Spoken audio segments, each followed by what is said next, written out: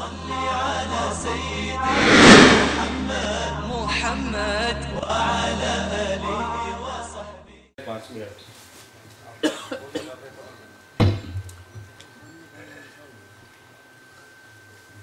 میں تقریر کرنے نہیں کھڑا ہوا ہوں، چونکہ یہ عوام کے لیے بات پیش کرنی ہے کہ حضرت نے جو شرح موطا تحریر فرمائی ہے وہ موطا ہے کیا، ورنہ آپ گھر پہ جائیں گے کہ بھائی موطا بول رہے تھے، پتہ نہیں کیا چیز.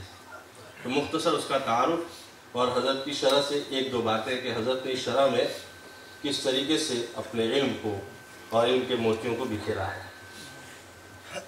صحیح بخاری سبھی جانتے ہیں. صحیح بخاری سے پہلے یہ موطا امام مالک لکھی گئی ہے.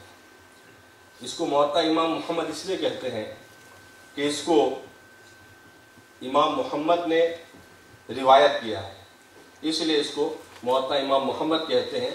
ورنہ دراصل اس کے اندر 1180 جو حدیثیں ہیں وہ امام مالک سے امام محمد نے روایت کی، اور 1180 ٹوٹل روایتیں ہیں.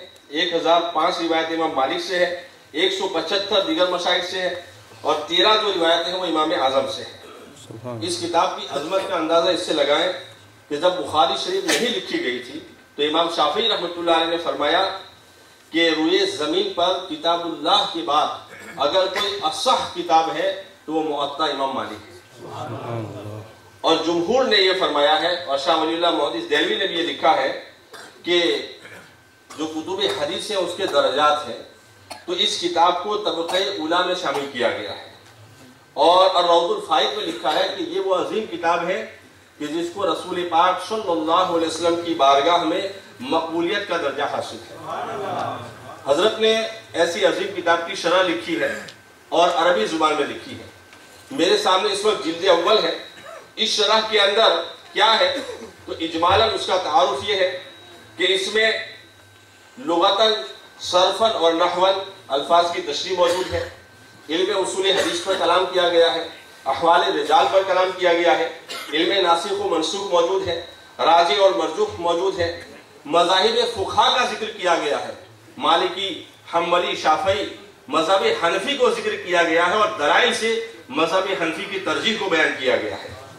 اور جہاں جہاں ضرورت پڑی ہے فرقہ باطلہ کا رد کیا گیا ہے، اصلاح معاشرہ پر بھی گفتگو کی گئی ہے، مذہب اہل سنت کی تقویت کے دلائل بھی موجود ہیں.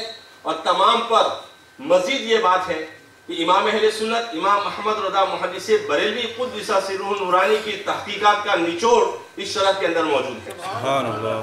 میں گزارش کروں گا ہمارے علماء کرام سے کہ کم از کم اس کی جلد اول کے یہ رسائل ضرور پڑھیں.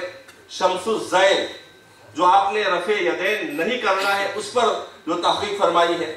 شمس المرام فی مسئلۃ القراءۃ خلف الامام، امام کے پیچھے قراءت نہیں ہے اس کو پڑھیں. شمس الیقین فی مسئلۃ التعمیم، آمین کے بارے میں جو آپ نے تحقیق فرمائی ہے کہ آمین آہستہ کہنا ہے. اور شمس العینین فی ظلام الجمع بین الصلاتین، کہ ایک نمازوں کو جمع حقیقی یہ منع ہے، اس پر جو آپ نے تحقیق فرمائی ہے وہ یقیناً داد دینے کے قابل ہے.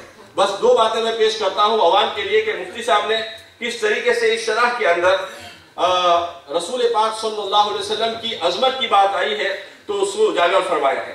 چنانچہ ایک حدیث پاک ہے جس کے اندر حضرت امام مالک رحمۃ اللہ تعالی علیہ سے امام محمد نے اس کو روایت کیا ہے کہ جب اذا استيقظ احدکم، تو مفتی صاحب نے احدکم من نومہ جو ہے اس پر نقطہ یہ لکھا ہے کہ نبی پاک صلی اللہ علیہ وسلم نے احدنا نہیں فرمایا بلکہ احدکم فرمایا. کم فرمایا کہ یعنی تم میں کا کوئی جب اپنی نیند سے اٹھے، تو مفتی صاحب فرماتے ہیں کہ کم فرما کر کے یہ بتا دیا کہ لوگوں تم بشریت کی بات کرتے ہو، میری شان تو یہ ہے کہ تمہاری نیند اور میری نیند میں بڑا واضح فرق ہے. جب تم سوتے ہو تو سونے سے تمہارا وضو ٹوٹ جاتا ہے، لیکن میں سوتا ہوں تو میرا وضو نہیں ٹوٹتا ہے. تو جب ہم نبی کی نیند کے برابر نہیں ہو سکتے تو نبی کی ذات کے برابر کیسے ہو سکتے ہیں؟ السلام علیکم.